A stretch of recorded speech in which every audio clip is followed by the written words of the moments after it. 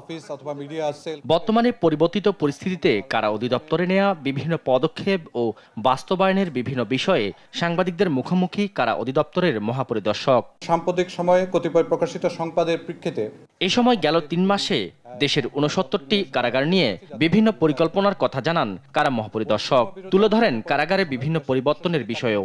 ভিতরে যে আমরা ক্যান্টিন পরিচালনা করতে, এটার ব্যাপারে আমরা সুনির্দিষ্ট কিছু নির্দেশনা দিয়েছি। তার মধ্যে একটা হচ্ছে সুনির্দিষ্ট অর্থাৎ নিয়মমাফিক দাম নির্ধারণ করে দেওয়া এবং এটা সকলের জন্য উন্মুক্ত রাখা হয়েছে এবং এর পাশাপাশি সকল বন্দীদের মাসিক একটা সুনির্দিষ্ট সর্বোচ্চ অঙ্কের ব্যয় নির্ধারণ করে দেওয়ার জন্য আমরা পদক্ষেপ নিয়েছি এবং অল্প সময়ের মধ্যে এটা কার্যকর করা হবে। পরে সাংবাদিকদের প্রশ্নের জবাবে তিনি বলেন, ৫ আগস্টের পর জেল থেকে জামিনে মুক্তি পেয়েছে ১১ শীর্ষ সন্ত্রাসী। ১৭৪ জনের মতো বিভিন্ন যারা জেএমবি অথবা বিভিন্ন নামে ছিলেন তাদের মধ্যে, আর শীর্ষ সন্ত্রাসী নামে আমাদের ডেফিনেশনে ১১ জন মুক্তি পেয়েছে। পালিয়ে যাওয়া ২,২০০ আসামির মধ্যে গ্রেফতার করা হয়েছে ১,৫০০ জনকে। আমাদের এই মুহূর্তে পুনরায় গ্রেপ্তার হয়েছেন ১৫০০ মতো, অ্যারাউন্ড ৭০০+ বন্দী যারা এখনো পলাতক রয়েছেন।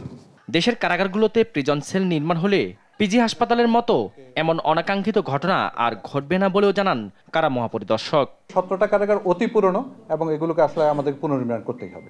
শাহাদাত নিশাদ, দেশ টিভি, ঢাকা।